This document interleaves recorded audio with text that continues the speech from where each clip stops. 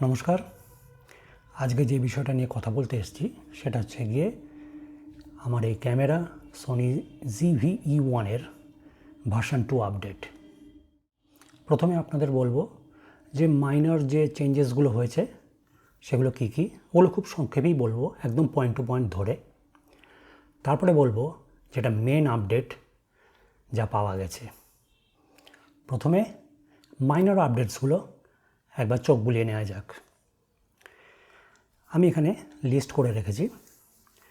প্রথমে যে বেনিফিট বা ইমপ্রুভমেন্ট যেটা পাওয়া যাচ্ছে সেটা হচ্ছে গিয়ে লেআউটের, মানে শুটিং যে ইনফরমেশনটা রয়েছে লেআউটে, যে স্ক্রিনটায় আপনারা দেখতে পাবেন, যারা আর কি ভার্টিক্যাল ভিডিও করে তাদের জন্য লেআউটটা, মানে যে ইনফরমেশনগুলো দেওয়া থাকবে স্ক্রিনে, সেটা সেইভাবে অটোমেটিক্যালি রিসাইজ করবে, যেটা আগে ছিল না। এটা আমার বিশেষভাবে আর কি দরকার নেই, যেহেতু আমি ভার্টিক্যাল ভিডিও করি না, কিন্তু ছবি তোলার সময় খুবই কার্যকরী। সেকেন্ড যে পয়েন্টটা রয়েছে সেটা হচ্ছে গিয়ে যখন আর কি সিনেম্যাটিক যে ভ্লগ আছে, এটার মধ্যে একটা সেটিং আছে সিনেম্যাটিক ভ্লগ, সেটার মধ্যে আপনারা ইউজার লাটস ইমপ্লিমেন্ট করতে পারবেন। নর্মালি এটার মধ্যে কী আছে, কিছু প্রিডিফাইন্ড আর কি রয়েছে আর কি সেটিংস আর কি, যে এরকম লুকসগুলো আর কি ব্যবহার করতে পারবেন। তার সাথে এবারে যেটা অ্যাড হয়েছে সেটা হচ্ছে এটার মধ্যে আপনারা কোনো এক্সটার্নাল লাটস ক্যামেরার মধ্যে ইম্পোর্ট করে সেটাও ওটার মধ্যে অ্যাপ্লাই করতে পারবেন।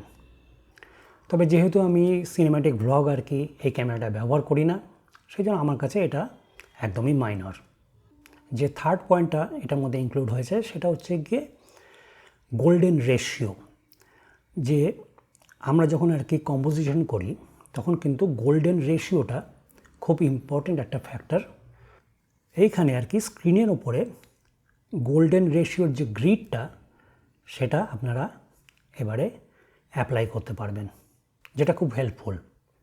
আমার বিশেষ করে ফটোগ্রাফির ক্ষেত্রে হোক বা ভিডিওর ক্ষেত্রে, দুটোতেই কিন্তু গোল্ডেন রেশিও খুব ইম্পর্ট্যান্ট রোল প্লে করে।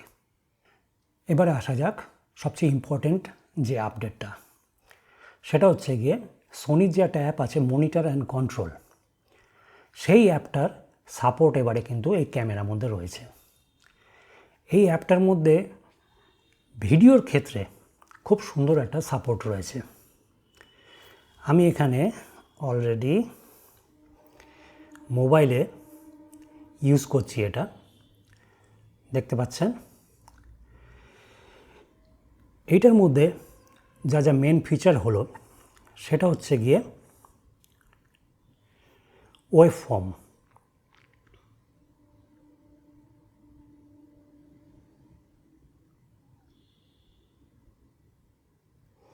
এই ওয়েভ ফর্মটা কিন্তু ভিডিওগ্রাফির জন্য বা ফিল্ম মেকিংয়ের জন্য খুব ইম্পর্ট্যান্ট। আর একটা ফাংশন হলো ফলস কালার, এটাও অত্যন্ত ইম্পর্ট্যান্ট। যারা আর কি ফিল্ম মেকিংয়ে আছে, লগ রেকর্ডিং করেন বা রেকর্ডিং করেন, তাদের জন্য তো এটা খুব জরুরি। এই দুটো অ্যাসিস্ট টুলস খুব ইম্পর্ট্যান্ট যারা আর কি ভিডিওগ্রাফি বা ফিল্ম মেকিং করেন। এরপরে এটার মধ্যে আরেকটা ফিচার হচ্ছে গিয়ে ডিস্কুইজ যেটা রয়েছে। আমি এখন তো এখানে ইউজ করছি নর্মাল লেন্স। যদি আমি অ্যানামরফিক লেন্স ব্যবহার করতাম তাহলে আমি এখানে ডিস্কুইজটা ব্যবহার করতাম। টুলসের মধ্যে আপনি এখানে ডিস্কুইজ সেটিংস চেঞ্জ করতে পারেন, যে সেই লেন্সটার মধ্যেই লেখা থাকে আর কি কতখানি আর কি স্কুইজ ফ্যাক্টর রয়েছে, সেটা এখানে সিলেক্ট করতে পারেন।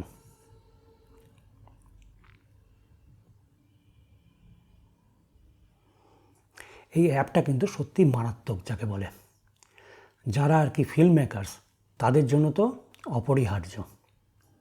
এই যে আমি যে ক্যামেরাটা ব্যবহার করছি, এই ক্যামেরাটা সোনি ZV-E1, এই ক্যামেরাটা কিন্তু বলতে গেলে সস্তায় সোনির flagship video oriented camera A7S3 আর FX3 যেটা সিনেমা লাইন ক্যামেরা, ওটার সস্তা ভার্সান যাকে বলে।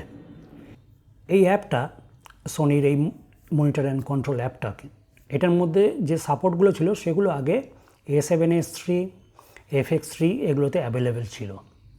এখন এরা কি করলো, আপডেট করে এই ক্যামেরাটাও এটার মধ্যে ইনক্লুড করলো। এই ক্যামেরাটা অনেকেই ভাবেন যে এটা একটা ব্লগিং ক্যামেরা, ছোটোখাটো, কিন্তু এটার অ্যাকচুয়াল পাওয়ার কিন্তু যখন আপনি লগ রেকর্ডিং করবেন তখন পাবেন। অত্যন্ত পাওয়ারফুল একটা ভিডিও ক্যামেরা লগ রেকর্ডিংয়ের সময়। আমি এখানে আপাততভাবে কী আপডেটগুলো পেয়েছি সেগুলোই বললাম।